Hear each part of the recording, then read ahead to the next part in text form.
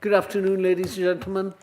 Welcome to the Strategic Planning Committee meeting here in the Council Chamber on Tuesday, the 3rd of February. Have we had any apologies for absence? Yes, Chair, I've received apologies from Councillors Dodd and O'Donnell. Thank you.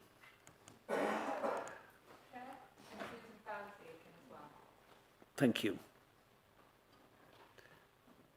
Minutes of the previous meeting. Minutes of the previous meeting held on Tuesday, the 2nd of December have been circulated. Can we agree those as a true record of the meeting? Thank you. Have any members of the Planning Committee any disclosures of interest they wish to declare? No? Thank you. So then we come to determination of the planning application. We've only now got one planning application, that's item number 5.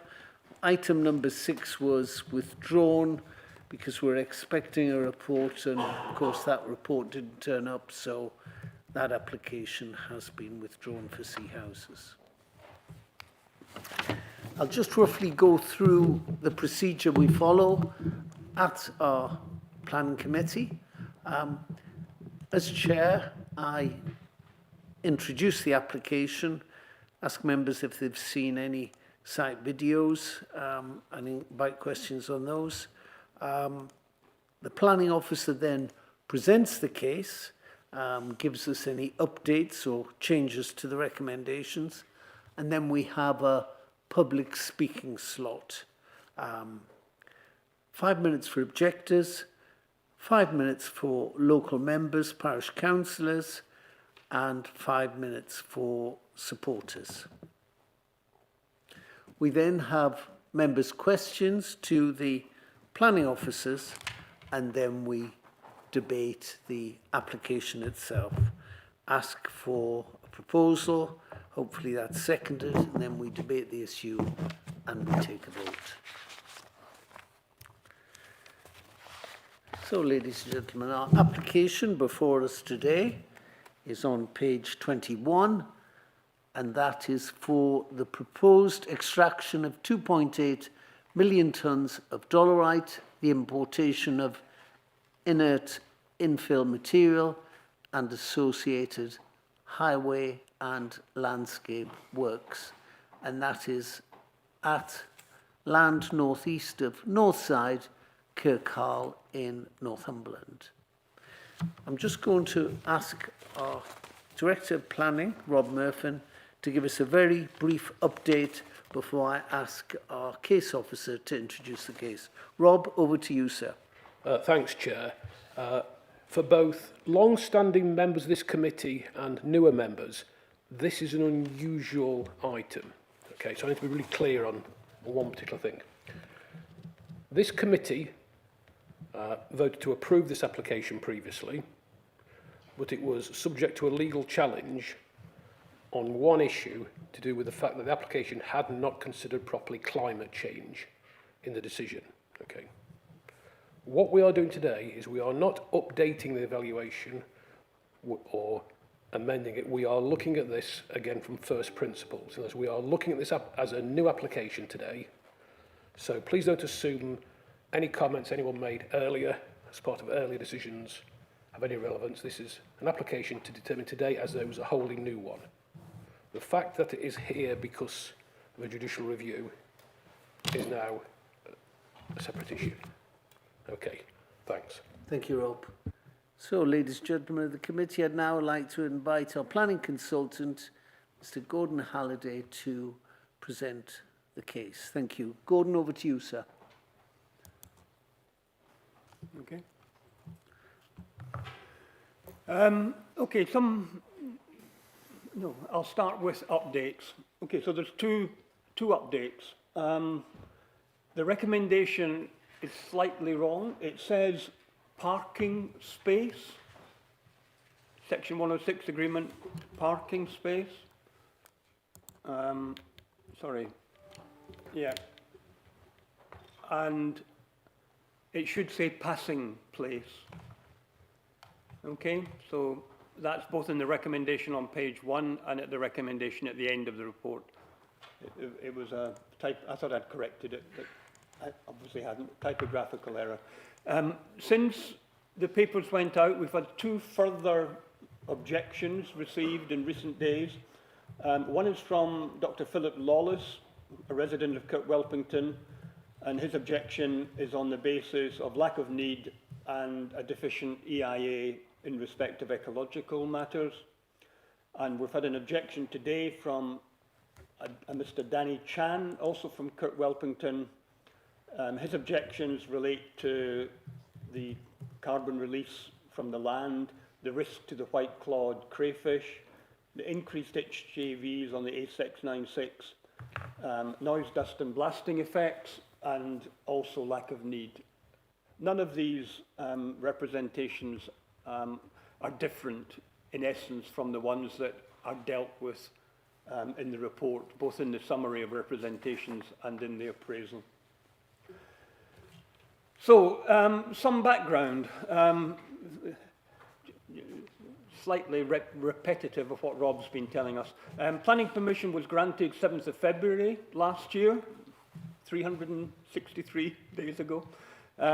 Following that, we received a pre-action letter in accordance with the JR regulations, inviting us to quash the decision on grounds related to climate change.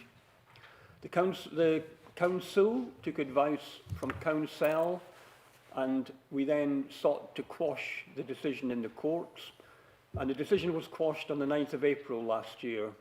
As Rob has said, on very specific grounds, on the grounds that the council had failed to assess the likely significant climate effects of the development, and in particular any likely significant effects from any carbon emissions from soil disturbance.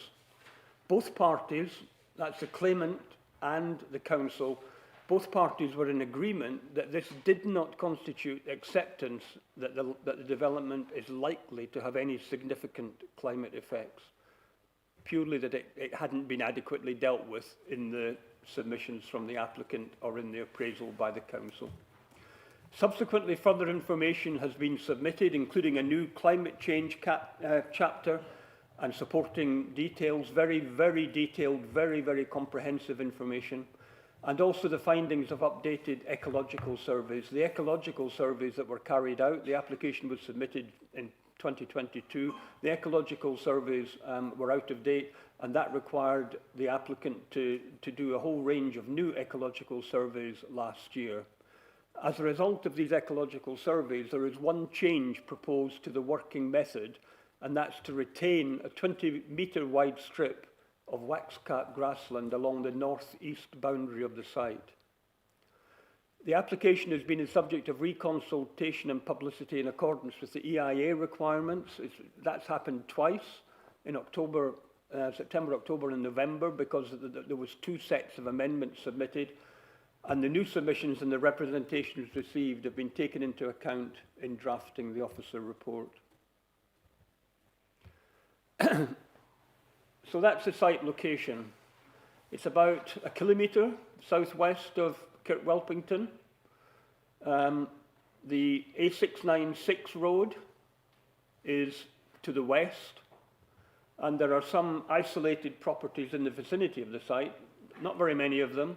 3 farms, 188 metres to the north side, where we viewed the site this morning, those of you that were on the site visit, 285 metres to the west, and then West Harrow, which is over 600 metres to the southwest.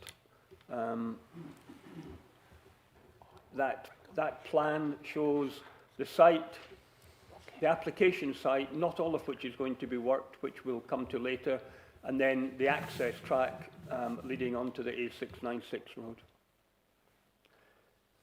So it's 28.7 hectares in size, and it's predominantly pastoral agricultural land.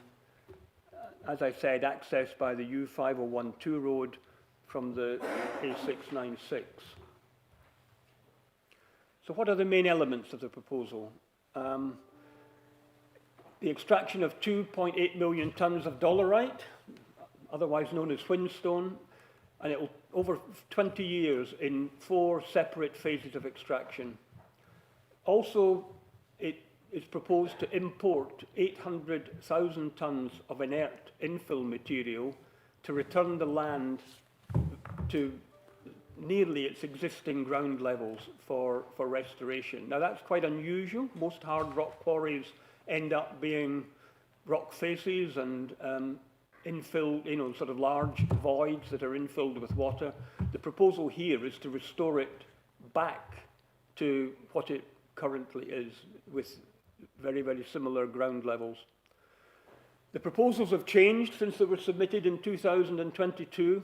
The original proposal was for 4 million tonnes extraction, 1.3 million tonnes of imported material, and 25 years. So quite a significant reduction in the amount of extraction, 4 million down to 2.8. In the importation of material, 1.3 million down to 800,000, and then 5 years cut off the life of the site. There's been a lot of discussions on the access. We sort of went along the track today and saw that it was quite a narrow track. So there's proposals on that U5012 road which involve widening it, creating passing places, and improving the junction with the A696 road. Average daily heavy goods vehicle movements are 46 in and 46 out, with 30 on Saturdays, reduced working hours on Saturdays. And there's been extensive discussions on ecological issues. If you've read the report in detail, you will have seen that there's a lot of discussion in that report on ecological issues, and that has resulted in part of that original proposed site not being worked. As I said earlier, not all the application site is going to be worked. And the reason for that is to protect habitats of ecological value. There is also off-site mitigation across on the other side of the road, 20 hectares of land, which is going to be secured by a Section 106 agreement, 30-year aftercare period, and detailed planning conditions. So a lot of different ways that the ecological issues are being addressed as part of this application. And Nadine Rolls, the ecologist, is here today to answer any of your questions on that. Importantly, the site is allocated for mineral extraction in the Northumberland local plan. So this site has gone through an examination in public process, and the inspector was satisfied at that stage that it was a justified allocation, that there was a need for the mineral to be worked. And then obviously that's subject to all the environmental issues being sorted out once a planning application is submitted. That's the working plan. The U5012 road to the south of the site, the access into the site near the western end, and then as I said, it's going to be worked in 4 phases. A phase 1A, 1B to the north, then working in an easterly direction, phases 2 and 3, and we'll see a bit more detail of these in the next few plans. So that's the first phase, creation of a compound area, soil stripping, creation of a void to allow extraction, perimeter soil mounds in order to screen the development. Each of these phases lasts, as I said, I think earlier, for about 5 years. Then working in the northerly direction, again, soil stripping and areas for overburden storage, subsoil storage, and topsoil storage to provide screening, in particular from the east. Oops, wrong way. And there's progressive restoration on this site. So it's not a case that the whole of the void is then left and then after 20 years it's restored. It's restored progressively. So as phase 2 is worked, phase 1 is then restored. So the soil mounds, overburden mounds that you saw on the edge of the site are used for restoration purposes. and the importation of this 800,000 tonnes of material over the life of the site, that is also used for restoration purposes to bring the land back up to its existing, or virtually up to its existing levels. Oops, sorry, I keep going the wrong way. And then into phase 3, again, you can see from the dark green areas, progressive restoration, and then working in that easterly area with the minerals that are worked in that area then transported back into the site compound for onward delivery onto markets.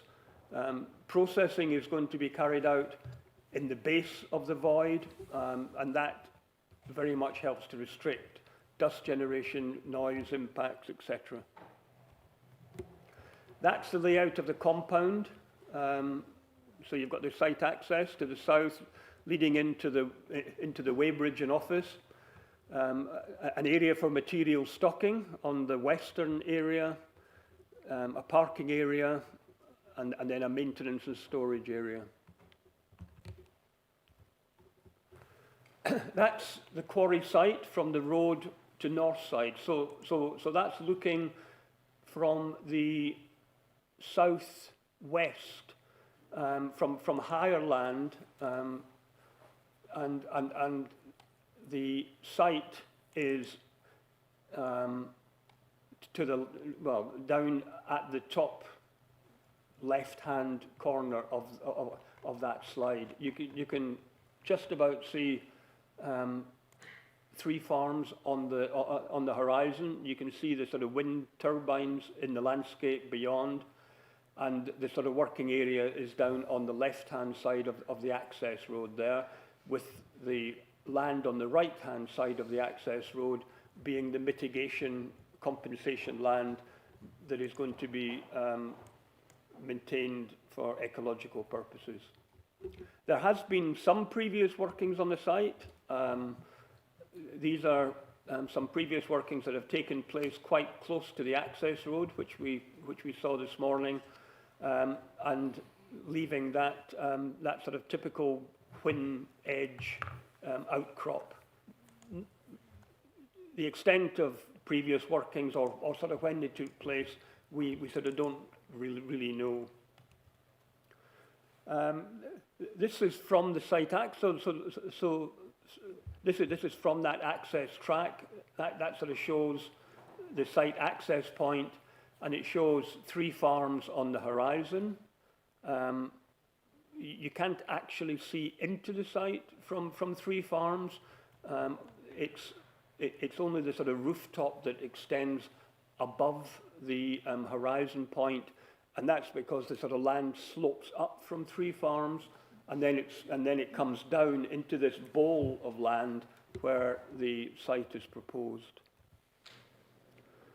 That's the quarry site looking northeast to Kirkwelpington. As I've said, Kirkwelpington is about 1 kilometre from the edge of the site, so quite a significant distance with the A696 in between.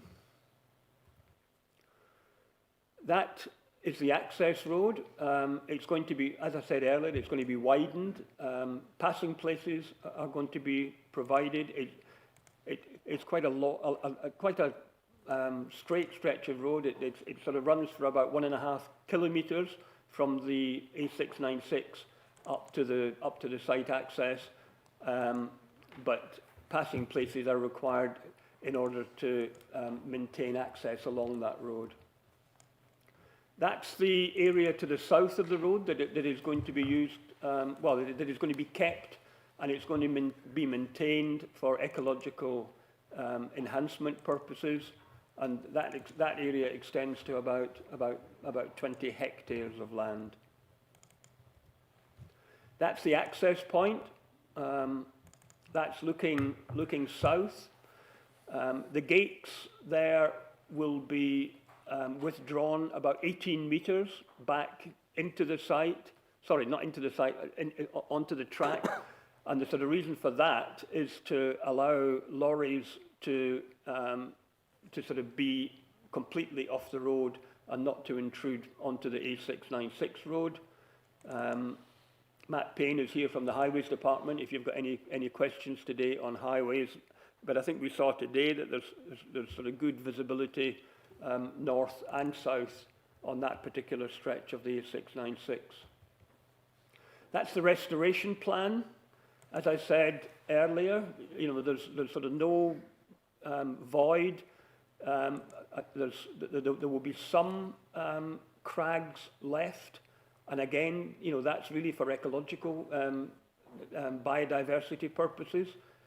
Some whin grassland provided in association with that, which is quite rare habitat in Northumberland.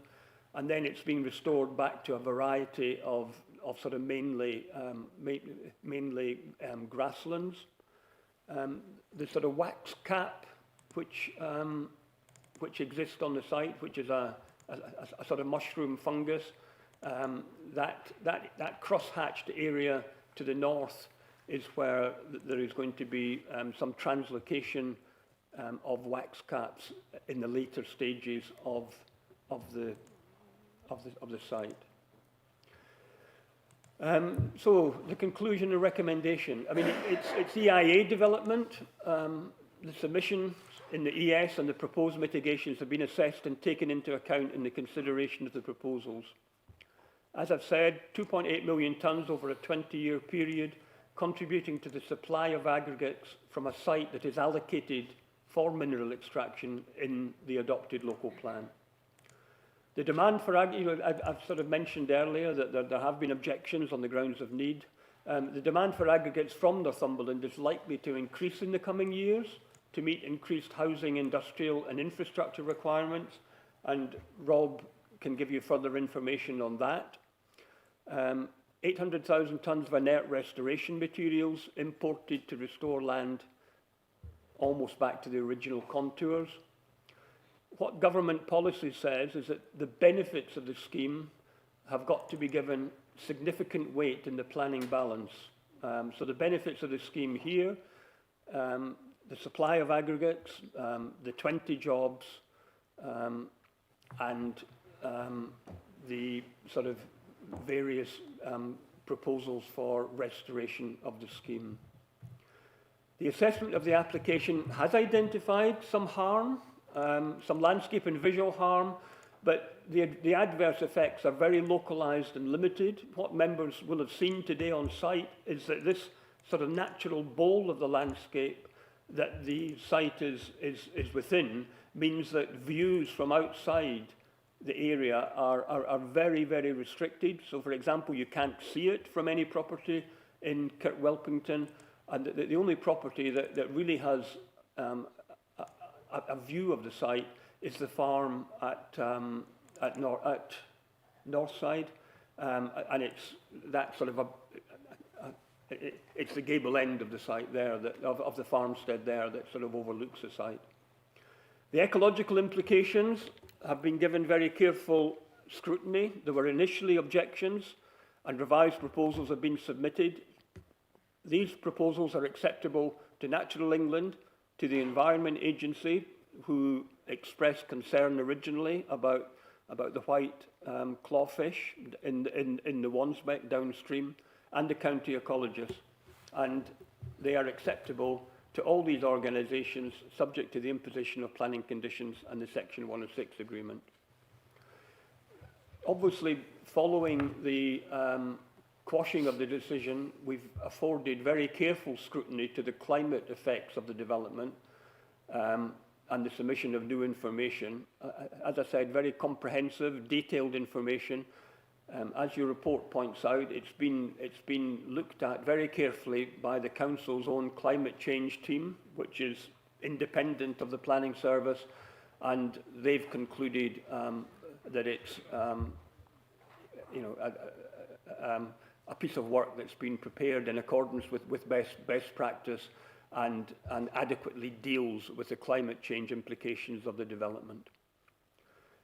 Following the initial objections, there were revised highway proposals, which I talked about earlier, the sort of passing places and the widening of the access road, and these are now considered acceptable by County Highways.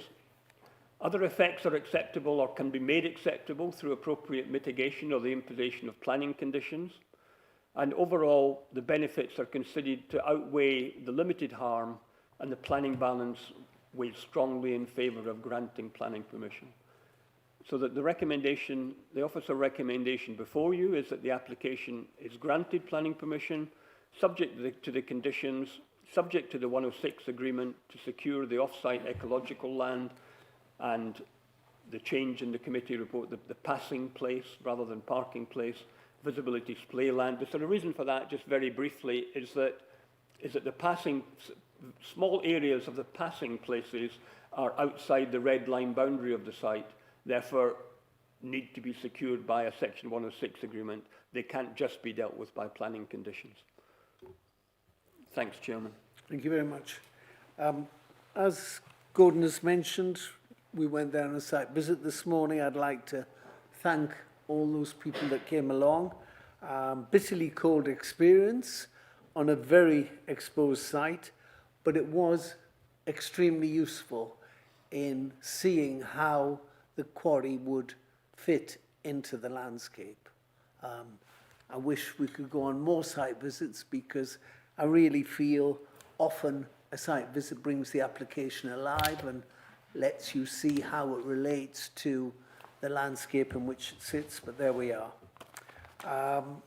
I would now like to ask our public speakers. We've got 3 sections of public speaking this afternoon.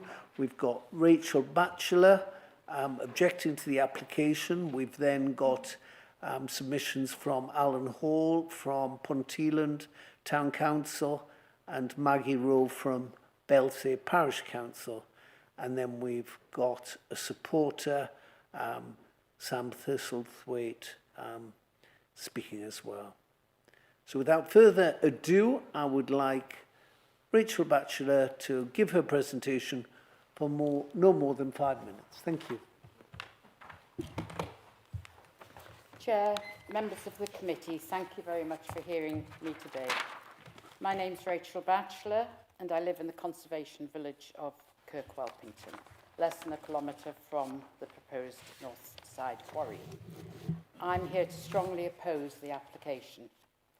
Let me take you back to the planning meeting in November 24, where we repeatedly heard the argument, even the parish council did not object. But the reality is very different. The parish council voted by 3-2 to neither support nor oppose a sit-on-the-fence decision at a time when there were around 50 objections and not one single supporting comment on the planning portal. That is not a representation, and many residents felt unheard. The original approval was later quashed by the High Court because NCC failed to properly assess climate impacts. This was not a technicality. As John Winslow, in his email to you recently, reminded you, it exposed a fundamental failure in the environmental impact assessment. Residents were shocked that an unlawful decision had been made about the future of their village. This is not just a piece of ground with no particular value, as has been stated by the applicant. The site protects a rare white-clawed crayfish population downstream in the River Wansbeck and includes irreplaceable wax-cap grassland, over 90% of which would be destroyed if this quarry goes ahead. Internal communications from the council even acknowledged the site would not have been allocated had its ecological value been understood. Again, this is reinforced by John Winslow's correspondence, quoting a senior planning officer, admitting the site's deliverability would have been reconsidered. Crucially, even the council's own mineral and waste officer confirmed there is no need for this quarry. We have loads of supply, so there isn't a need argument. If your own experts say there's no need, why would we accept environmental damage that cannot be undone? Residents also saw worrying signs about transparency. At the November meeting, a celebratory cake was surrounded by those connected to the applicant in the foyer outside. This was before the quarry application had even been discussed. An internal information obtained by, again, John Winslow revealed that multiple informal meetings with the applicant with no notes or minutes have been kept. This undermines public confidence and the integrity of the process. The applicant's reports have repeatedly been inadequate and redone multiple times. Yet key concerns remain unresolved. North East Concrete has not engaged with the residents or the parish council. These are not actions of a good neighbour. Then there's the landfill issue. The risk of contaminated leachate entering the Wansbeck is serious and has not been properly addressed. This could be a trigger for industrial-scale fly tipping, as we've recently seen on the A696 in 2025. Northumberland County Council has committed to become carbon neutral by 2040, approving a quarry which is unnecessary, environmentally damaging and opposed by residents moves us in the opposite direction. So I ask you directly, are you willing to vote for something that your own officers say is not needed, but strangely have recommended approval of, that destroys protected habitats, that failed the High Court test once already, and that your council cannot enforce their own conditions should problems arise? Once the damage is done, it's done forever. Please, I beg you, reject this application. Thank you. Thank you very much. Thank you. Now I'd like to invite Alan Hall and Maggie Rowe to share the next 5 minutes. Thank you. Of course. Thank you, Chair and Councillors. I'm Maggie Rowe, Chair of Belsay Parish Council. I'm therefore speaking on behalf of the community of Belsay Parish. We have 4 key points of concern with this application. First is safety on the main A696. This road runs directly through the parish. It runs through the village of Belsay, an important historic landmark in Northumberland, recognised as a gateway to the tranquil National Park and Dark Skies area. Belsay School and Nursery are in the centre of the village, adjacent to the main road.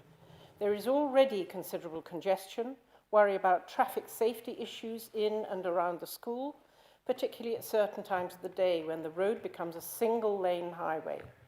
We have considerable evidence of ongoing concern. Any increase in heavy vehicle traffic will exacerbate the safety risks. The second is noise, vibration, nuisance, danger to access, adjacent uses and amenities. Increased noise and vibration will impact historic homes adjacent to the roads. Environmental impact is a particular concern along the Walton Road, the B6524, and the dangerous A696 junction, where there have been RTAs and deaths in recent years. Numerous cyclists and pedestrians use the road. There are commonly cars parked along one side of the road during the cricket season, during the day and evening, reducing it to a single-lane highway with no pavement. Considerable numbers of young people use the cricket ground to practice, as well as teams from all over the county.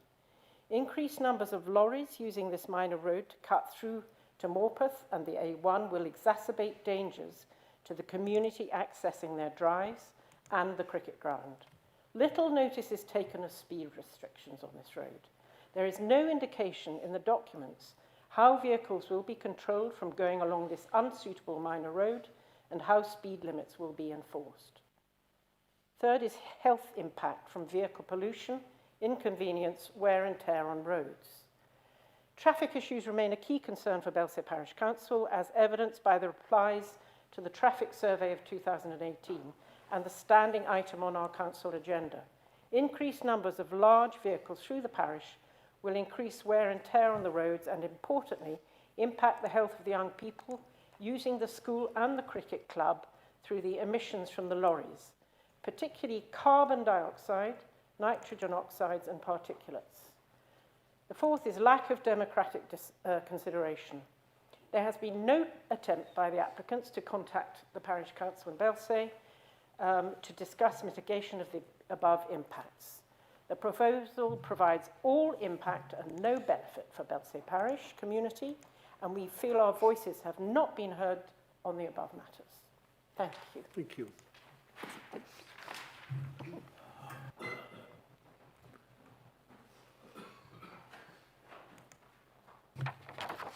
Good afternoon, ladies and gentlemen. My name is Alan Hall. I'm a Town Councillor with Ponteland Town Council. I'm also Mayor of Ponteland. Thank you for the opportunity to present the concerns of Ponteland Town Council to this Strategic Planning Committee. The Town Council acknowledges that as the site proposed in this application is within the areas allocated for mineral development, it should be an acceptable proposal in principle. However, this does not follow that planning permission should be granted by this planning committee. The summary of the Town Council's objection highlights that the main concern of the Town Council is the impact of significant increase in HGV movements through the parish along the A696. I note that my colleague from Belsay Parish Council's objections also feature the issue of traffic movements. I refer the committee to the various policies, MIN 1, TRA 1 and policy TRA 2, which I know are featured in the reports that's before you this afternoon from the planning officer.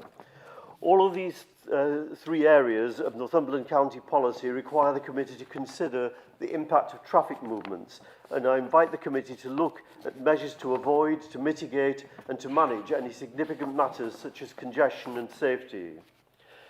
The report that's before this committee today suggests that there would be an average of 46 loaded HGVs accessing the site and 46 similar loaded vehicles leaving the site each day, Monday to Friday. There would be a reduced number on a Saturday. It has to be a matter of concern for this committee that the findings of your own environmental team suggest an increase of HGV traffic of 45% southbound and 33% northbound. This sits alongside all other traffic movement that we have through the 696 in the town of Ponteland. The Town Council considers this a very significant increase to what is already a very busy road with major traffic congestion at peak times. And Sorry. it appears that... That's 5 minutes, sir. Thank you very much for your piece. Well, I'm clearly asking you not to go ahead with the application. Yes, indeed. We've got that message. Thank you. I'd now like to invite Sam Thistlethwaite to speak in favour of the application. Over to you, sir.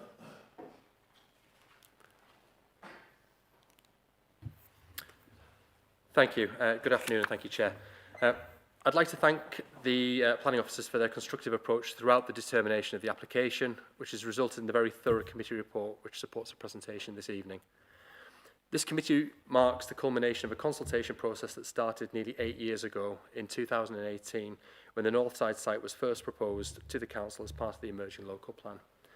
The decision to allocate the site was based on its good access to the main road freight network, avoiding the need to use smaller B roads across the county, coupled with its isolated location. Through the local plan process, the site has been subject to multiple rounds of consultation and assessment, following which it was subject to a detailed interrogation by the planning inspectorate at the examination in public. At no stage did any statutory or non-statutory consultees, parish councils or local residents object to the site's allocation.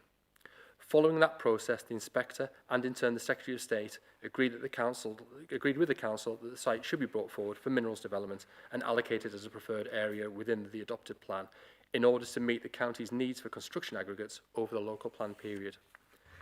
This need is framed in two key respects and has only grown stronger since the adoption of the local plan and furthermore since the last time this application was determined by this committee. Increasing growth pressures and higher housing requirements across Northumberland mean that the demand for construction material will continue to rise.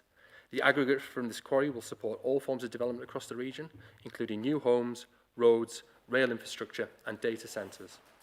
Secondly, the proposal addresses a significant issue of supply and resilience for the county. As noted in the committee report, over 40% of the council's permitted reserves are currently tied up in a single site and with one supplier.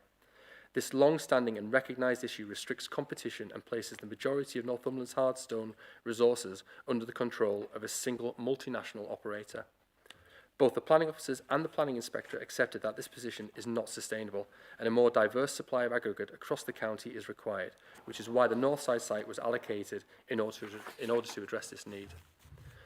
Whilst the site was allocated, we accept that this is a starting point for an eventual application, and that further refinement of the site design would be required. This did occur, with detailed discussions taking place with ecology officers in particular to ensure the scheme was the best it possibly could be. Over the last 12 months, this work has continued with further refinements being made to the working area in light of the most up-to-date ecological information regarding the site. The result of which is a scheme that is in front of you this evening that is a project that has stood off a large part of the southern end of the site to retain a number of grassland habitats, as well as providing significant area off-site to be managed to improve ecological conditions for the lifetime of the site's operation. Members who attended the site visit previously and this morning will appreciate the site's secluded location within an isolated valley, severely limiting the proposal's impact upon the wider landscape. There is no intervisibility between the site and the properties at Kirk Welberton. The site is over 1 kilometre away from the village, which alongside planning conditions proposed and the good practice of the applicant will ensure that the site will have no effect upon the amenity of the village. We understand the concerns that have been raised, but we believe a lot of these have been based on perception of the project rather than being based on any technical assessment that have been provided. Through the Site Liaison Committee, the applicant is confident that it will demonstrate that those concerns are unfounded, and we do note the Kirk Welberton Parish Council have not objected to the proposals. The application is significant for North East Concrete, a regional business that currently employs a large number of Northumberland residents. If approved, the project will, for the first time, allow the company to source its own hardstone, removing its reliance on aggregates from other quarries, diversifying the current market for all customers and giving it full control over the supply of materials to the regional businesses and clients it supports. The project will allow the company to create at least 20 new long-term jobs, which will include a number of apprenticeship roles. This is effectively the third time that elected members of Northumberland County Council have been asked to support the principle of a quarry at Northside, first through the adoption of the local plan and secondly through this committee's previous approval in November 2024. The scheme before you this evening represents an improvement on that earlier proposal, particularly in terms of its environmental impacts, reflecting the additional assessment and refinement that's been undertaken over the last 12 months. It is on the basis of the above that we respectfully ask the elected members to again support the officer's recommendation in front of you tonight. Thank you. Thank you very much, sir. Thank you.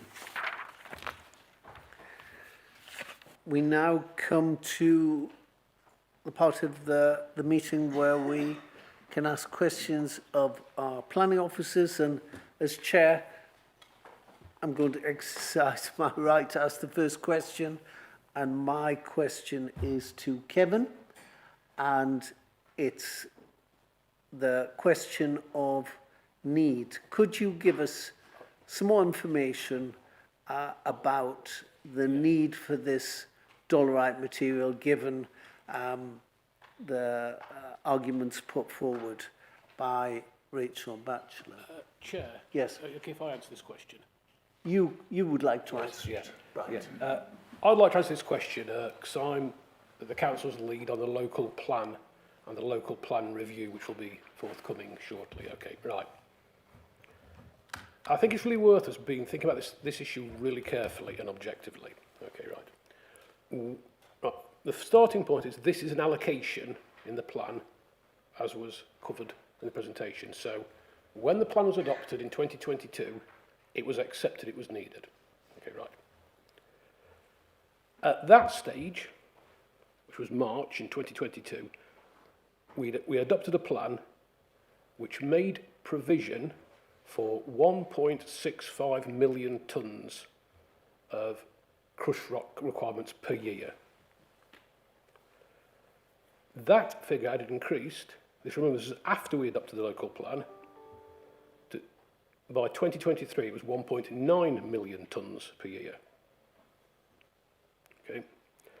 Active production at the moment in Northumberland is about 2.13 million tonnes. So we're producing, what we need, well, more than what we need actually, as at a minimum.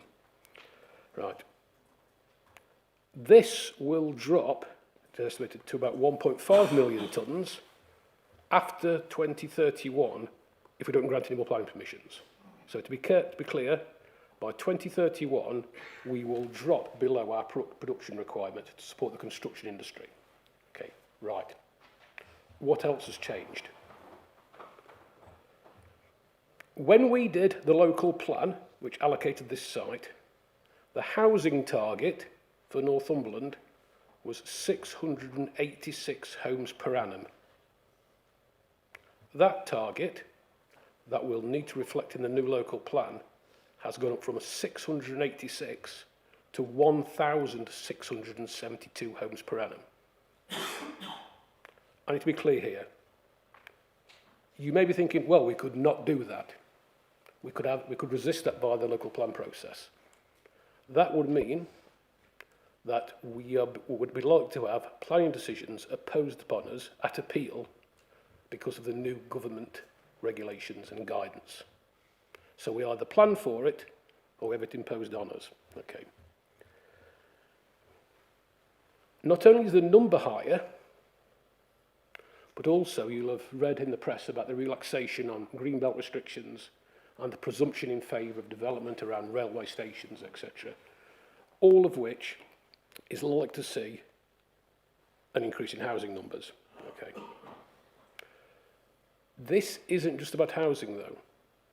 With that level of housing growth, we will need expanded and new schools, we will need new highways, new GP surgeries, all of which use concrete in manufacture and construction. You need crushed rock or sand and gravel for making concrete. Concrete is the second by weight used material in the Western economy after water. So clearly there's a very clear relationship between housing growth and the need. So just to recap, when we did the local plan in 2022, it was accepted we needed this site. We are now, and this is in place now, the double housing target. And we need to think about what else goes with the housing target. So the question is there any reason to suspect that the demand for crushed rock has gone down since we adopted the local plan? And the answer is no. Okay. Based on everything we know, and of course that there's short terms up and down in the construction trade, but actually the trajectory is for higher housing targets that we'll either have to plan for or will have imposed upon us. Okay. Thank you. Thank you very much, sir. Thank you. Members of the committee, questions to the planning officer. That was for Georgina first. Councillor Georgina Hill. Thank you. A couple of questions which sort of follow on from what you've said. So I get, and I'm just explaining what I'm thinking, I know this is just questions, but I get the need in the sense that looking forward, there's enough supply at the moment, but looking forward, like planning permissions that exist in 20, 30 years' time, so there's a need. So we're assessing the need. What I want to get, and maybe some sort of pointers on, is how much we should weigh up local and national need. Because I sense it's very much us fulfilling a national need in 20 years' time rather than a local need. So how do we weigh those two up is my first question. And obviously the impact, and there's harm, and there are from highways, ecology and adverse, and there's a lot of impact for the area that's facing with having this quarry. And one thing asking specifically on the ecological aspects. Now, you might be surprised to know this, I'm no expert on the white-clawed crayfish, but I understand that the only ones native to the UK that are essential for our ecosystems, and they're in dramatic decline. So when we're thinking weighing up something like that, does that not matter? There's some talk of mitigation, but what possible mitigation could there be? And I'm a bit concerned because it seems to be some reference to mitigation, but there isn't any really specific. Yeah, we'll draw up some mitigation plan later on, which doesn't really give much comfort for what is from an ecological point of view, and we're meant to take that very seriously as well. That seems pretty dramatic impact. Two good questions there. First of all, national targets for growth versus local targets. Okay, we have a local housing need target which applies to this authority, and we will have a housing delivery target coming out of that. Okay, the logic is there on any form of development is that does not happen in the abstract, and that the key issue here is that construction aggregates are low value, heavyweight materials, and so the least distance they travel is good both financially and from a climate change perspective in terms of keeping vehicles off the road. So, you know, the need for construction materials is one of the hidden elements of housing growth, and it needs to be sourced as locally as possible. And all government guidance says that you should, you know, seek to supply, you know, a steady supply, you know, appropriately located. Okay. I'm going to actually bring in the county ecologist on your follow-up question. However, I will draw your attention, Councillor, to the issue that, yes, there are identified ecological issues, but remember the training we've been through several times. It's harm that is identified, that is not controllable by condition. And the key statutory consultees here, all three of the consultees here agree the scheme is acceptable now in ecological terms. Clearly, if they were saying it was unacceptable, this recommendation would be different. But the combination of the studies and the mitigation proposed, which is actually, you know, fairly detailed and is in the 106 to secure it, and there are standoffs now, and the issue that as part of the process of dealing with the application, to deal with ecological issues, that is the key reason why the allocated area, which will give you 4 million tonnes capacity, has been reduced to 2.8 million to acknowledge ecological issues. But I'll ask the county's ecological rep to come in and just to give her view on this and how that triangulates with the views of the Environment Agency and Natural England. Yep. Okay. So just to clarify, the watercourses that are within the red line boundary have been assessed as being unsuitable for white-clawed crayfish. So the impact we've been looking at is the impact downstream in the River Wansbeck, because that's where the population is. So the main concern is potential release of sediments and pollutions into the watercourses on site that then can travel downstream and potentially impact that population. And the mitigation that's been proposed is a combination of avoidance and mitigation measures. So the quarry has a 10-metre standoff from all watercourses on site, and then there's going to be silt control measures for the spoil heaps that are on site, which include things like sediment skirts, and there's settlement lagoons as well before the water's discharged off site. And then alongside that, there'll be things like biosecurity protocols, so that's to make sure that any vehicle movements coming on site or equipment's being used on site isn't inadvertently spreading something called crayfish plague, which affects local populations. And that's all being, the details all being secured through quite a detailed planning condition, which is something the Environment Agency asked for and we agreed with, and that's going to be written up into an environmental management plan that really pins down the fine details of all those measures. And will this be, I think I know the answer, I'm going to ask it anyway, and I'm such a cynic of these things, but is this going to be monitored? Or is the reporting going to be from the company themselves? We haven't specifically requested any monitoring, and the Environment Agency don't monitor it, but quarries are monitored as a process. There's we have on-site monitoring going along, so when there's an environmental management plan written, that will form part of the overall monitoring for the site.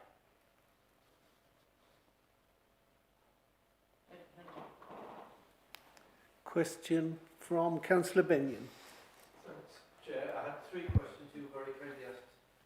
My first one comes in last, the second one. It's to highways. We're going to have an extra 90-odd trucks going along that road. It is a busy road. I'm quite surprised that there wasn't any flags flying from highways on that. No, not in terms of that increase in HGVs. Obviously, that's spread over the course of the working day. It's an average figure as well. So obviously, there will be days when it's slightly higher. There's a limit on the maximum per day, but then there's that rolling average of the 92 two-way Monday to Friday per day, spread over the course of the day. We don't foresee that being a capacity issue on that at all, and makes up a very small percentage of the overall movements on the 696. Sorry, just to follow up. And the road through Belsay, is there any ways of monitoring that or stopping the lorries taking the shortcut? The back way, sort of, Yeah. the B road way through. There isn't anything specifically tied to the application itself. You know, we've restricted it to obviously off straight onto the A696, as that's the primary road network, that's the A road network. Market will dictate obviously where some of them go. Not all of them will go that way. Maybe none of them go that way. It very much depends on where the market is, and therefore we can't really restrict them from using that B road when it's further away from the site, because there may be a site that need to make deliveries to on the B road. Thanks, Chair. I mean, one of the things that we're proposing here is the establishment of a community liaison committee. And a community liaison committee is very, very effective in dealing with this sort of issue. You know, so, I mean, Kevin and I go to the one at Divot Hill quite regularly. And, you know, that there have been concerns, you know, and that's a much smaller road, you know, sort of leading out of Divot Hill. But it is a very effective way of, you know, so Councillor Rowe was referring to, you know, potential speeding through Belsay. I mean, Belsay is a 20-mile-an-hour limit. You know, these are the sorts of issues that are discussed at a community liaison committee, and the operator is able to take remedial action. It doesn't prevent people from complaining directly to the county council. As Nadine says, you know, we will monitor and enforce any issues that we need to in a formal way.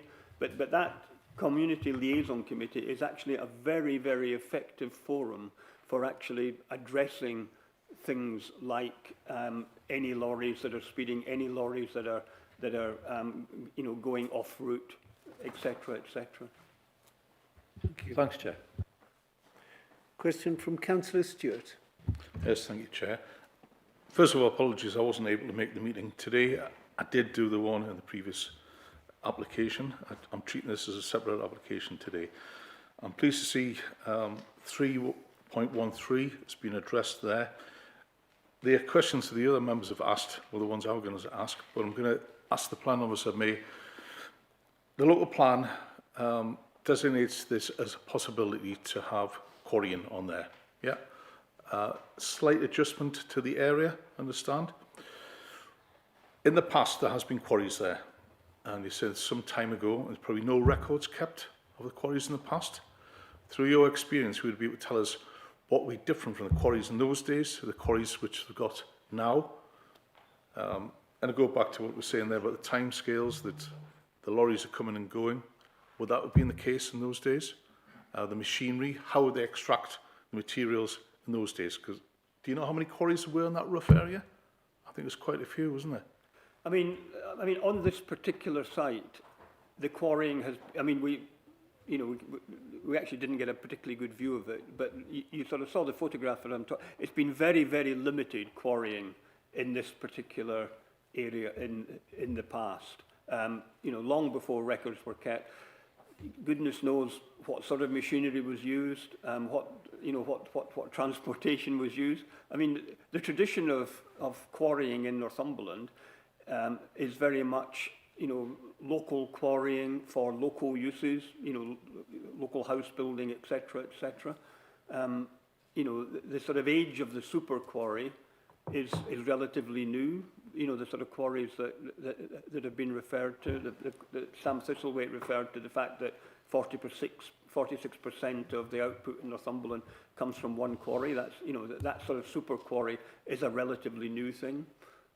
You know, so the history of quarrying in Northumberland is very diverse. Lots of different, you know, limestone, sandstone, whinstone. Sand and gravel is no longer. I mean, what Kevin can tell you is that there's been a displacement in recent years as sand and gravel quarrying has become less frequent and scarcer in Northumberland. There's been a replacement, so now lots of hard rock quarries are used to supply markets that sand and gravel used to supply. But in terms of historical records, we're talking about way before planning control. We're talking about you know, possibly Victorian times or even earlier for some of the quarries that took place. Rob, I sorry, don't know so- if you want to add to that. But Yeah, So just sorry, Rob, I may help you with that one. So extraction, what sort of noise and how often, as a guesstimate, professional guesstimate, would the people in that area expect? Forget the lorries, but actually, how would they extract the materials? Explosives like they did many years ago or not?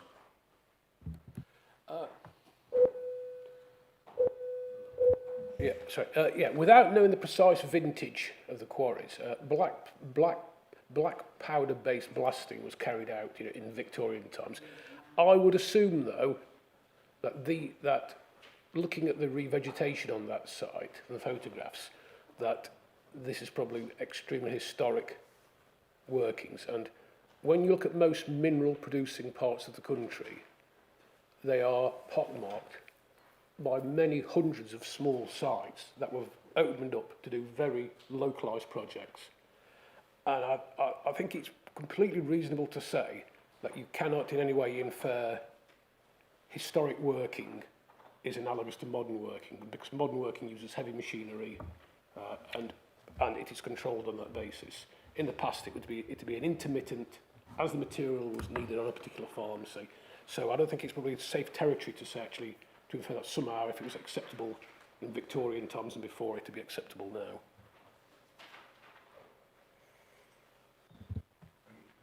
Thank you very much. Question from Councillor Sim. Mine's to Matt, the highways.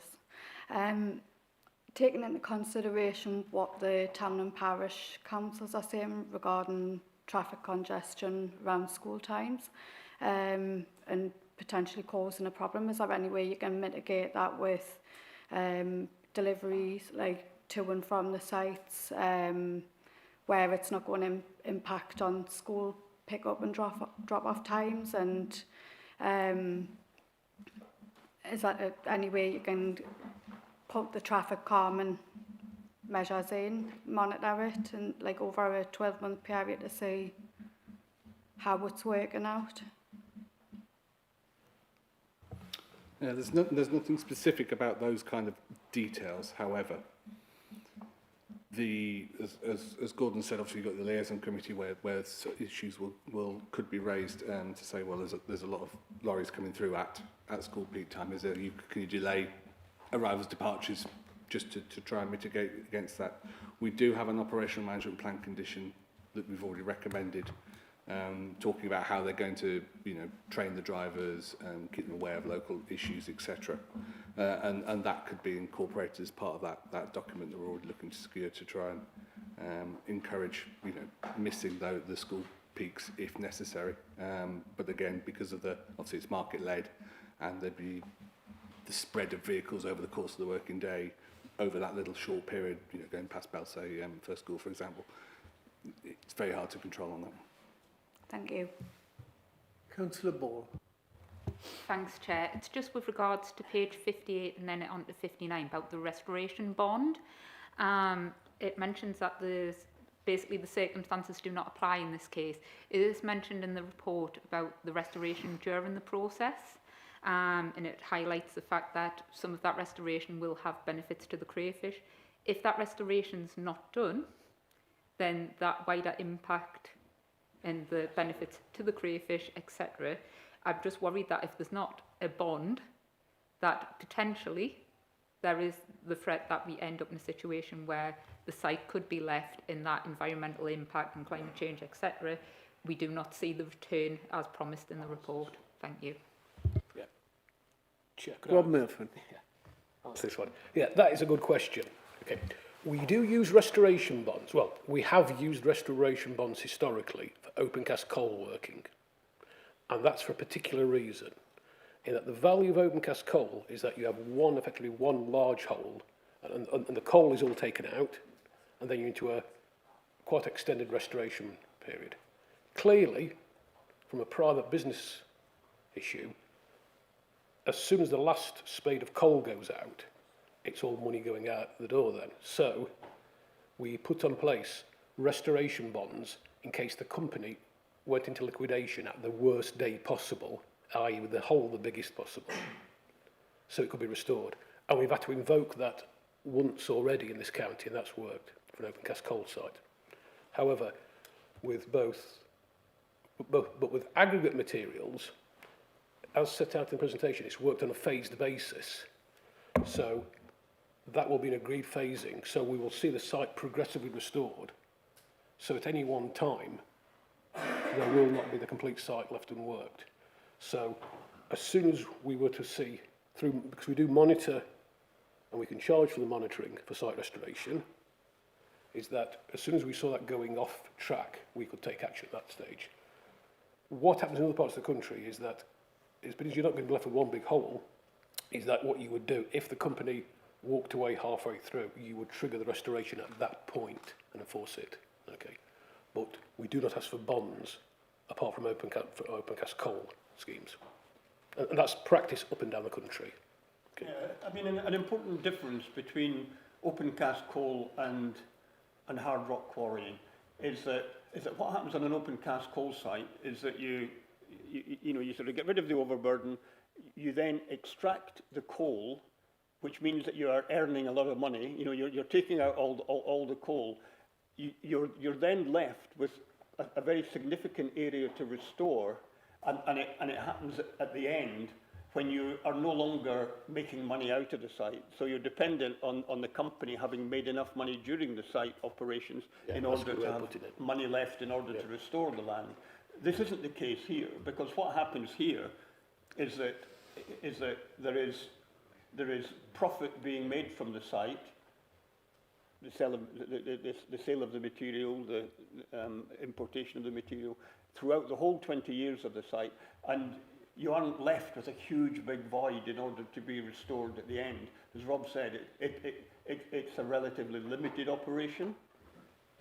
And Kevin's also got a point to... Sorry, we're working as a team here. Kevin's also got a point to make on that. It's quite a basic point, really. Like in the situations with some of the open cast coal site, the coal operator were also the landowner. So in the event that that operator falls, you know, there's nothing left. In this case, the site operator would be a leaseholder. There's a landowner here, so any obligations for restoration would default to the landowner, and it would be the landowner that we would take enforcement action against to carry out the restoration in that case.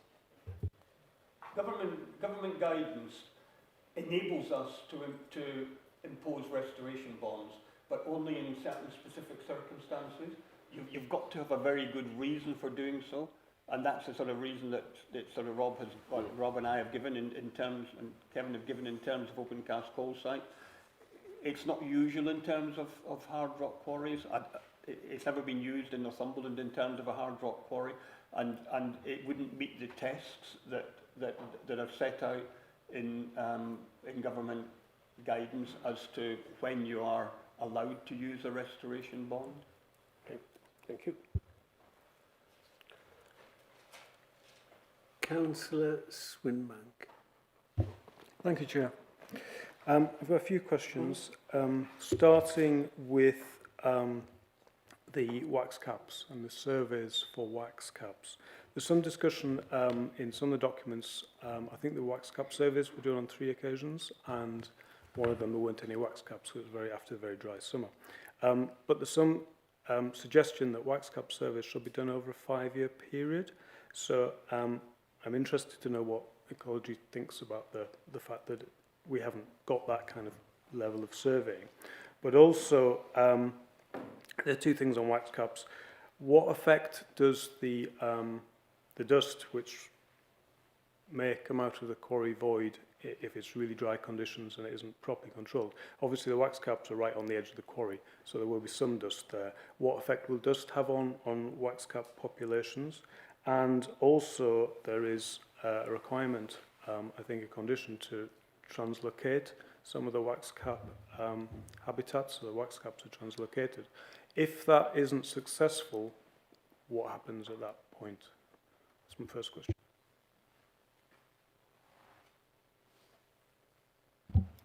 Okay, so in terms of the surveying for the wax caps, You're right that ideally you would have several years worth of data for wax caps because they don't fruit, the fruiting bodies of the fungi don't necessarily come up every year. It can be weather dependent. But we've got 2 years worth of data of 3 separate surveys. So they did 2 surveys at the end of last year, which in the context of planning is really quite adequate, because ideally the kind of long survey periods that you might do for example monitoring on a nature reserve don't necessarily fit in well with the planning system. And so we're satisfied that that 2 years worth of data, particularly the most recent survey, which was done in November, in very good conditions, and so got a really good record of the wax caps that were found. We're happy that that was sufficient. And then the next question was about dust control.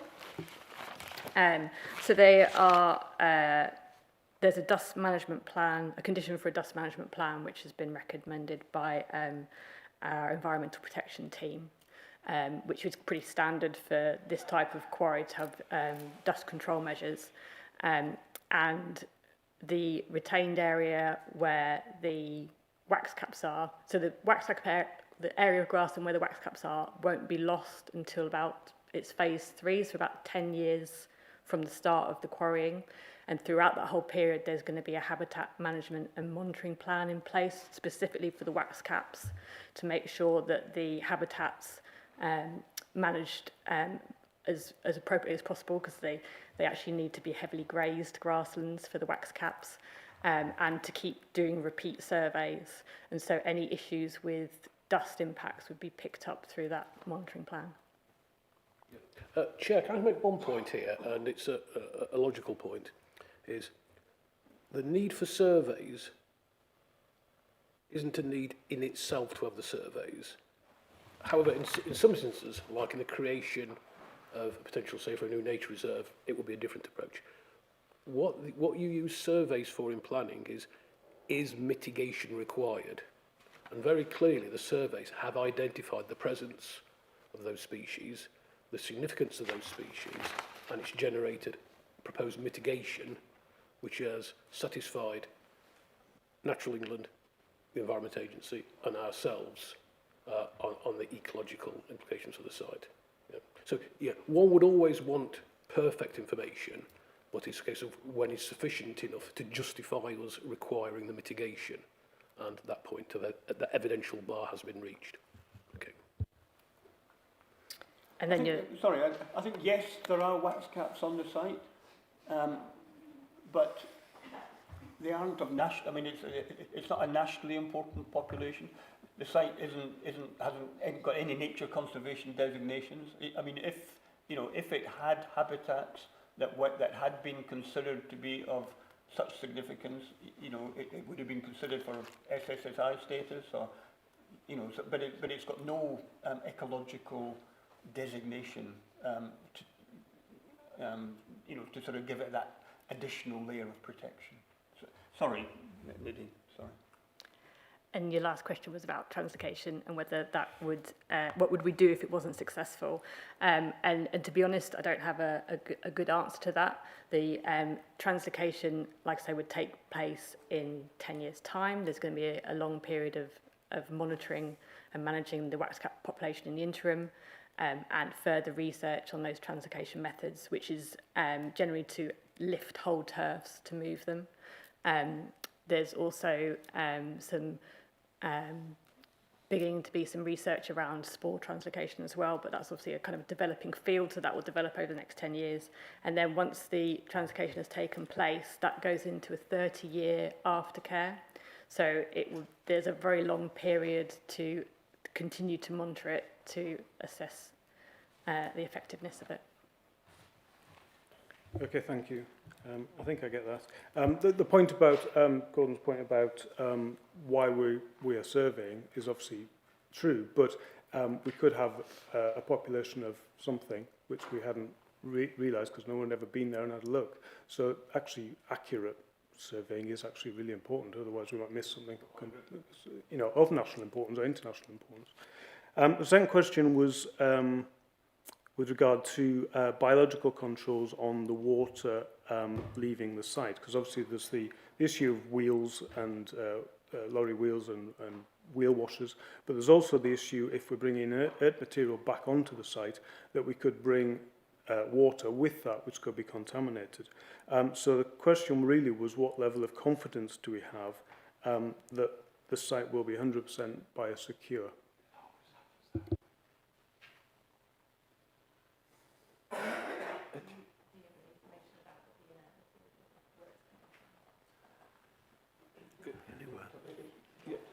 The inert material that comes into the site will have to satisfy Environment Agency requirements. You know, that they will be the principal controlling agent on the actual materials that are coming in. In terms of lorries bringing extraneous materials on, you know, on their wheels, etc.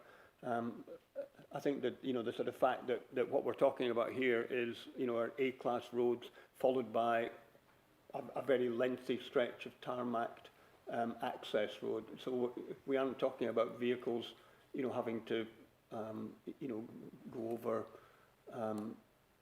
areas that they're likely to be picking up.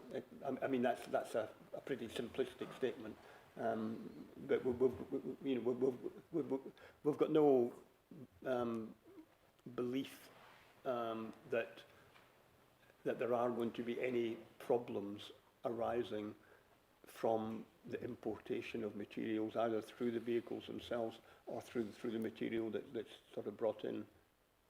But I mean, as I said, the principal controlling authority is the Environment Agency on the waste permit. Yeah. Can I just add to Claire? The Environment Agency have a process where they look at inert material importation, and they will set out what they call their acceptance criteria, which will require what testing needs to be done of the material to make sure it is compatible with the licence requirements for the site, and they have the power to enforce against that. Okay. The question is how much monitoring they do, I suppose, to be sure that that is actually happening. The last two questions are roll into one. How much, going back to our local plan, the need for aggregate, the need for crushed rock, how much could we do to reduce the actual need for concrete, essentially, by mandating, say, a wooden building? And is this the nearest site for the sort of centres of building that we're going to be doing? Because it's kind of way out in the west. It's not, you know, on the A1. Is it the nearest site in terms of kind of the ecological impact of driving wagons about? Is it the nearest site that we could be using? Yeah, there's a sentence that's run through all government policy on minerals extraction, which has been there for a very long time, which sounds like a statement of the glaring obvious, which says, and I quote, "Minerals can only be worked where they occur." Okay, so the geology has to be appropriate for the material. Okay, it has to be there. Secondly, you have to have a willing landowner, and then you look at the issues overall of need. Those issues, in fact, I think we had a site that fell by the wayside during the local plan process, didn't we? That was withdrawn by the landowner as part of it. And so this site came forward with the local plan process and was evaluated, okay? And both location-wise and need-wise was deemed to be acceptable, and the inspectorate supported that, and thus it's been allocated. The thing, though, and I was going to leave this till the end, but it's probably an opportune time to say it. It is indeed the case, and the speakers made this point, actually, one of them did, in opposition. Just because it's an allocation doesn't mean we have to grant planning permission for it. In fact, as we get into sites, sometimes technical issues arise, say on flood risk, so for housing sites, that we end up refusing schemes on allocated sites. However, and almost a quote when I saw today an appeal decision, that dismissed an appeal by an applicant is that to set aside an allocation, in other words, to say no on an allocated site, you have to have substantive reasons to do so. Because the principle has been accepted on the site. So what we're into is issues to do with this site. So the issue that I assume Councillor Hill may be alluding to, I won't put words into her mouth, say the absence to, our inability to say enforce against a certain issue is a common issue, even if it was the case. To set aside this application and say, no, we do not support it, we would have to, and you've heard me say these phrases before, there would have to be cogent and compelling reasons to do so, given that all the statutory consultees are now satisfied with it. Okay, and that's the issue here, that we are not saying that it should be a fait accompli in any way because it's an allocation. The case is, have we tested out the impacts sufficiently and the harm? And the way you triangulate that is by looking at what the external consultees, Environment Agency, National England, have said about this. And they do not hold back from objecting if they feel that they are not happy with it. And they, initially, one of those bodies objected initially to this scheme until sufficient information had been raised. It's a good question about the entire role of the local plan here. It's not a guarantee of a scheme, but it's the starting point in the decision. Okay, I mean we all need to accept that. Okay. Thank you. Yes, on this particular scheme, there were objections from highways, there were objections from the county ecologist, there were objections from Environment Agency. I think that's it. Sorry, local flood authority. Through the submission of additional information, through amendments to the proposals, as I said, a lot of the reserve, 30% of the reserve is not going to be worked. Through a combination of these, all these holding objections have been addressed, and now, as Rob has said, all the statutory consultees are satisfied that there are, in terms of their specific interests, they are no longer objecting to this. So it's, as Rob said, you need to find compelling and cogent reasons to object to things. It doesn't mean that you can't find that, but it's less easy to do that if you've got if the technical specialists are not supporting your concerns. Thank you. And the Councillor Hume. Sorry, Chair, just the point about reducing the need for concrete. Oh yes, the aggregates assessment, which used to be called the regional aggregates working party assessments, include factors in for reusing secondary aggregates, in other words, crushed building material, and they reflect trends in the building industry to try and displace the use of primary aggregates, and that's wide into the system to try and do that. Okay. Councillor Hume. Thank you, Chair. May I approach the crayfish situation from a slightly different angle, please, in as much as what element in the water on site is going to be harmful for them when it's discharged into the Wansbeck, and what provision is going to be made to make it safe for their protection? So the primary issue for crayfish would be sediment in the water, because they feed in clear water. So that would be the most detrimental thing. And so the sediment controls was, as I outlined before, there's going to be a 10-metre standoff from water courses, and then silt control measures like using silt skirts. And as the water discharges from the site, it's got to go through settlement lagoons to take the sediment out before it discharges downstream and then into the Wansbeck. Yeah, there's no other elements that would be poisonous to them? Not that I know of, no. Just the settlement. Great, thank you. And finally, wheel washing of the vehicles leaving the site, is that going to be a standard provision? Yeah, that's it's in the operational management plan condition for the wheel wash for the permanent the extraction works.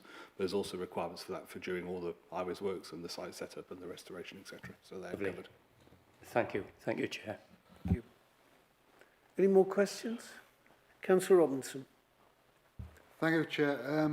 Most of my questions have been asked. I just want to bottom out this water environmental one. And I'm talking about the same sort of thing that's been mentioned before, but are we comfortable that there's mitigation in place to make as certain as we possibly can be that there's going to be no contamination of the water course because of this development? And in particular, any water that flows down into the river, Wansbeck. That's the main thing. Because I'm reading, there's a sump in the working area, there's sediment lagoons and what, you know, there's all sorts of things. Are we comfortable that the mitigation? Yeah, and this is kind of a crossover topic between myself and the lead local flood authority. And they've obviously led on commenting on the surface water management side of things, and they're happy that there won't be any contamination downstream, as are the Environment Agency in their response, because they've looked at it, and so am I. Right, thank you. I mean, you know, I did a plan application on the banks of the river at, I think it was Hexham, and it was quite obvious if it flooded, it was going to wipe out the settlement lagoons, and it's still got plan permission, so it's not going to happen here. But I've only got a question on the, couple of questions on the climate change, and it's about the inert waste material. And it says in the report that the importation of inert waste as proposed should involve the lowest amount of inert waste material required to achieve an appropriate restoration. So my question there, will that be monitored, or will we only see that after the restoration has taken place? And aligned with that, it says the policy WAS 3 requires applicants to demonstrate that the waste cannot be practically managed by solutions higher up the waste hierarchy. I presume that's to stop importation as much as possible. Yeah, good. Has that been done? I mean, yes. I mean, one of the conditions on this, one of the recommended conditions, requires the operator to submit an annual report, and that annual report says how much material has been extracted, and how much importation of waste has come in. We would also expect that sort of information to be presented to meetings of the liaison committee. So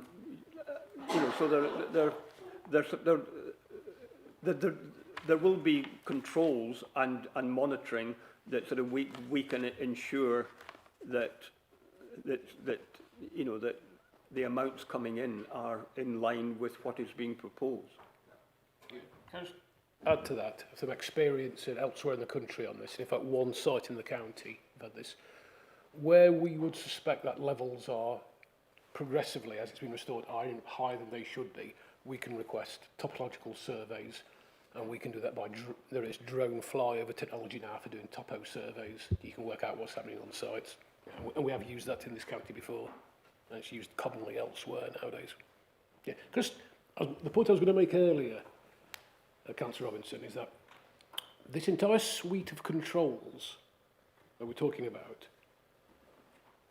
on things like water discharge is the product of a lot of experience on sites up and down the country, and it represents good practice. And this has developed over the last 40 years. So sediment lagoon design, all those issues are all based on current good practice. Okay. Yeah, I mean, I think what I said quite early on was that it's quite unusual, this site, in that it's not going to be a big hole, it's not going to be a water-filled hole at the end. And so, I mean, prior to me, there was a case officer prior to me, there was also discussions through the local plan. Through all these discussions, the decision was made that in this particular location, the importation of waste in order to aid the restoration of the site was the most appropriate answer. So to sort of bring the site back up above the water table to sort of restore as far as possible the existing contours, the existing habitats. Having said that, the original proposal was for 1.3 million tonnes of importation. Now that has gone down because the applicant is no longer working, quite a big segment of the site. So, there sort of have been discussions to sort of make sure that the applicant isn't wanting to import more material than is necessary to secure an acceptable restoration. And we do consider that in this particular area, the proposed restoration is better than leaving a big hole that would be, filled with water for a whole variety of purposes, both ecological, amenity, landscape character, etc., etc. Councillor Robinson, any more? That'll do, I think, Chair. Thank you. Any other members got any questions? I would just like to finish off from the chair. It's a question about our monitoring of the quarries.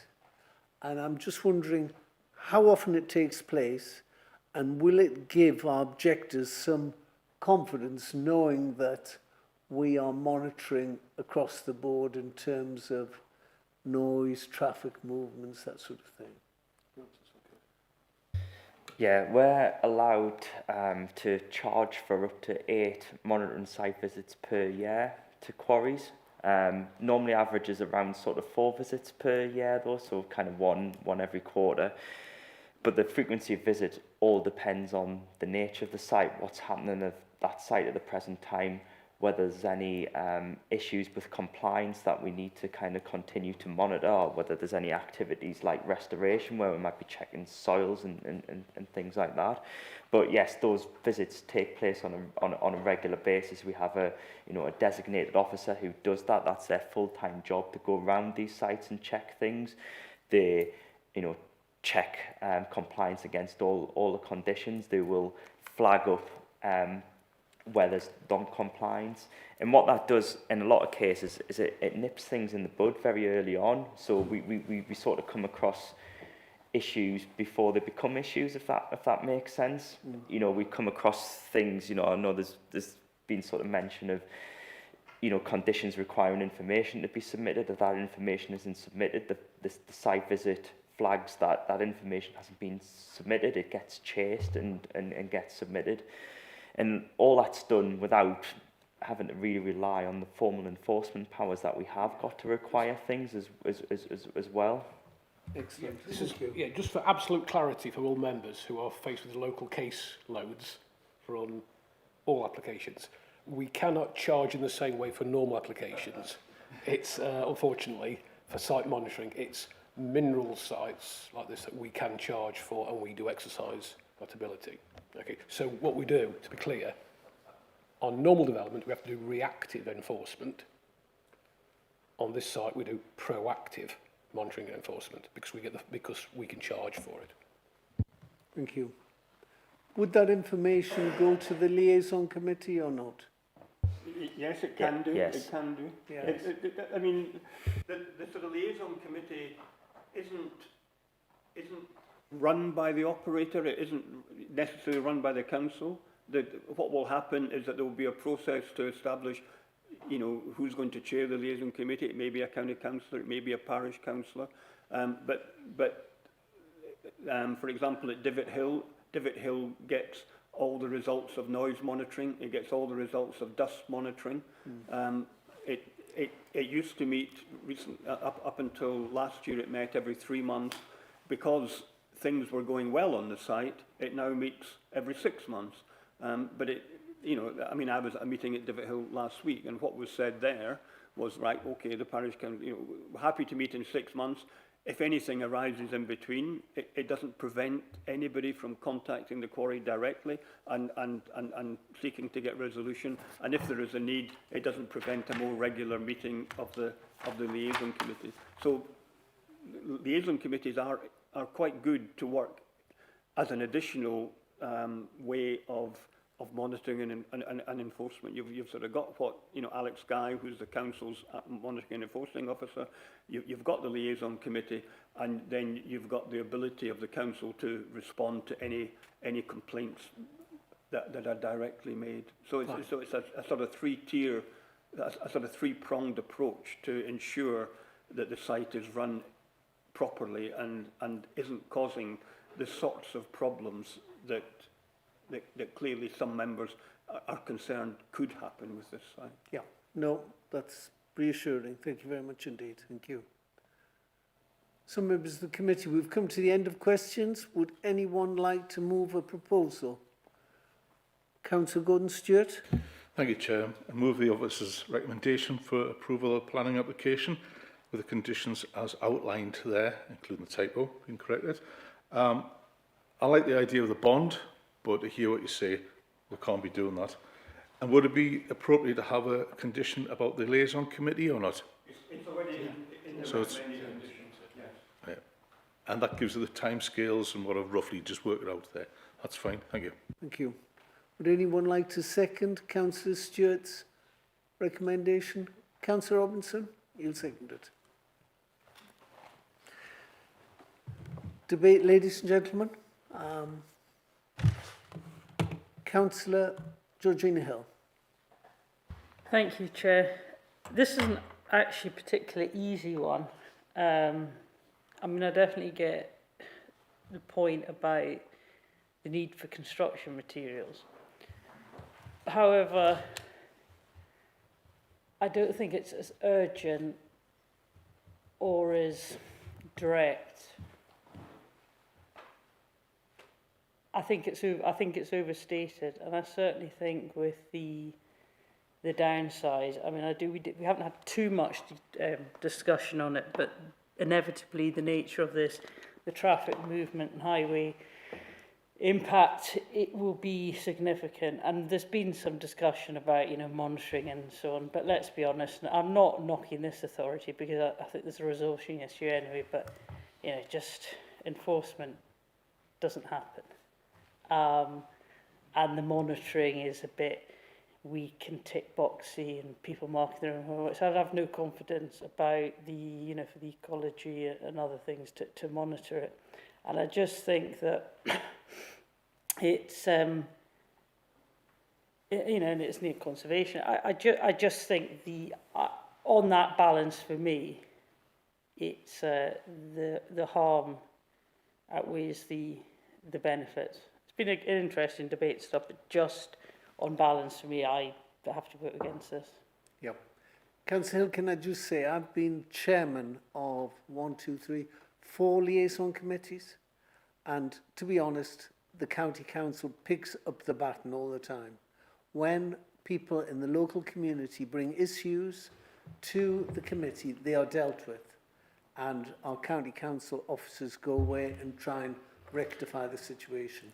And I would just like to say too, you know, on things like, you know, Shotton, where dust, blasting were all carefully monitored, our team at the county council did an excellent job. So yeah, they we're not here to debate points, and I would give my opinion, but I've had lots of experience here and everywhere. You're saying it doesn't happen. Where effectively, and you know, this isn't the point of the debate. I've given my opinion, but my experience of speaking to residents, these have been very unsatisfactory.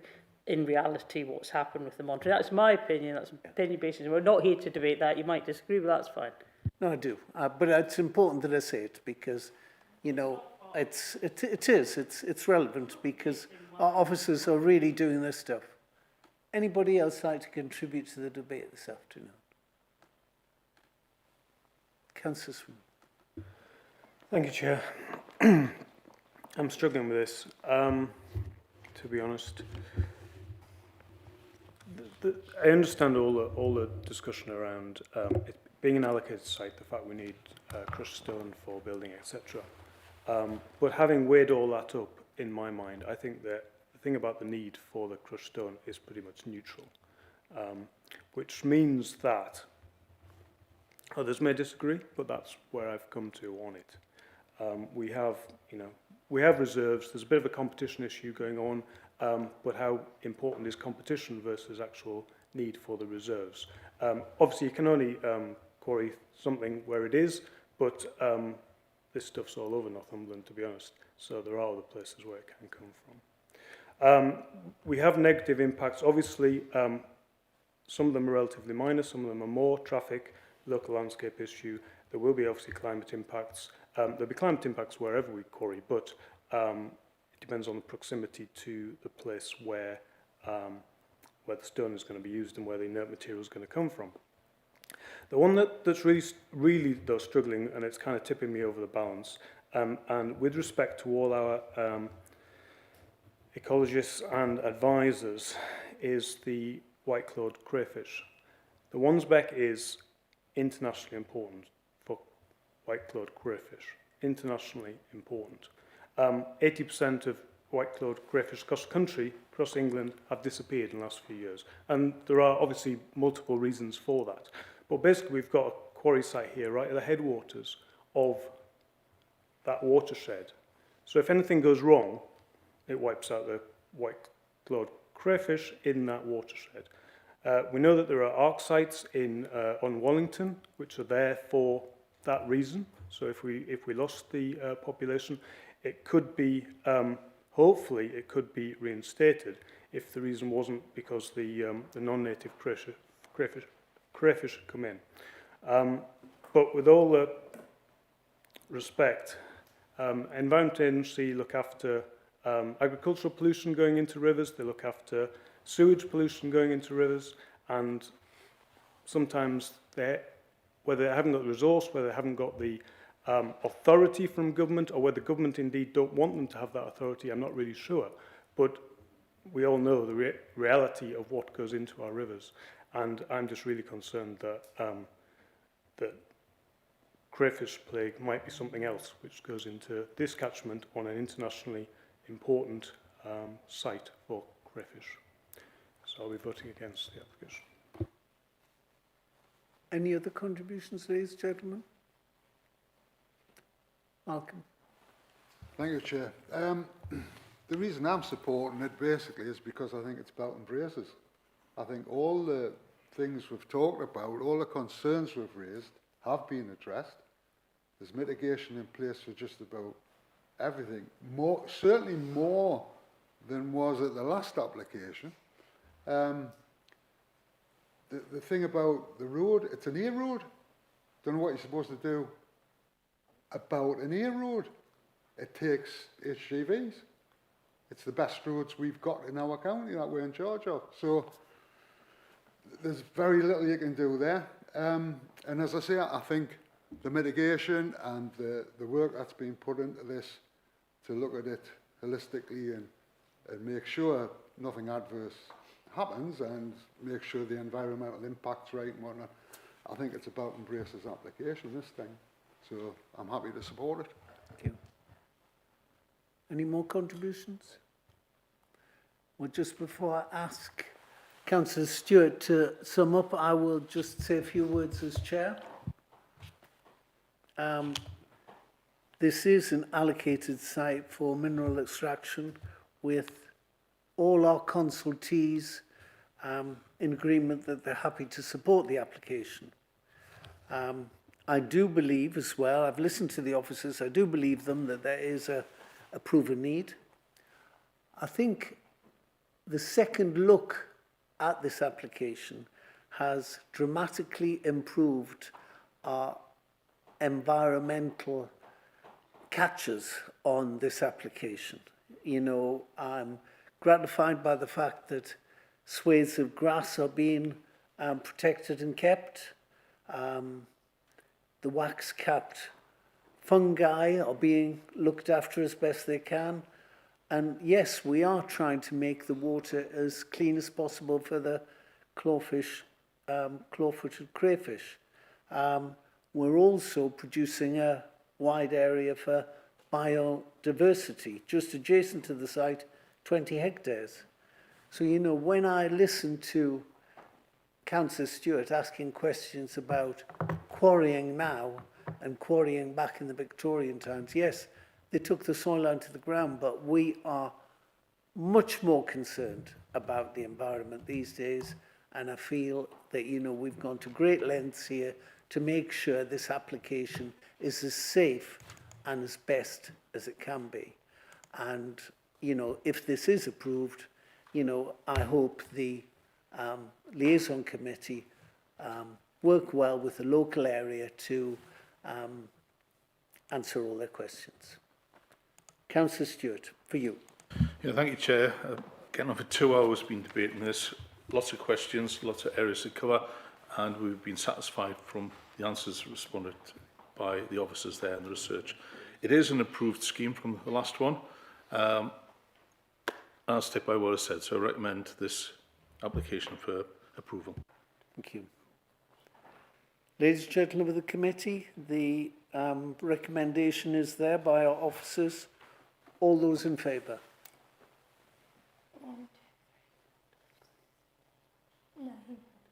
Nine in favour. All those against? 2. That motion is carried. Thank you very much indeed.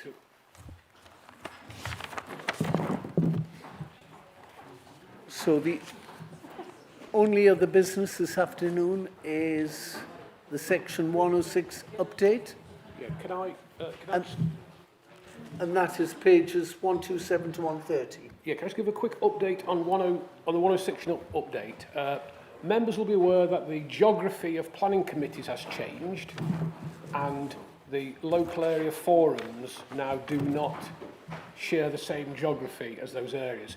So we will be providing reports to all those bodies based on the areas they serve. We're just working at the system to do that. Okay. Very good. Okay. Ladies and gentlemen, I've got no urgent business. I thank you for your contributions today. It was a particularly tricky application. I think we've dealt with it very well. We've asked a lot of questions, and we've had some good answers. So I think we've made a good planning decision. Well done. Thank you very much indeed. Thank you.